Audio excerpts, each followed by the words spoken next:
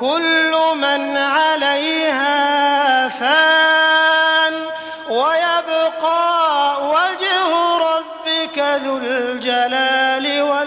والإكرام فبأي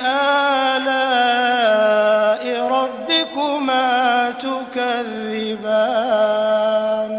يسأله من في السماوات والأرض كل يوم هو في شأن فبأي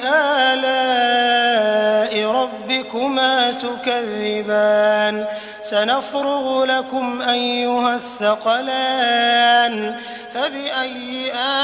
آلاء ربكما تكذبان يا معشر الجن والإنس إن استطعتم أن تنفذوا من أقطار السماوات والأرض فانفذوا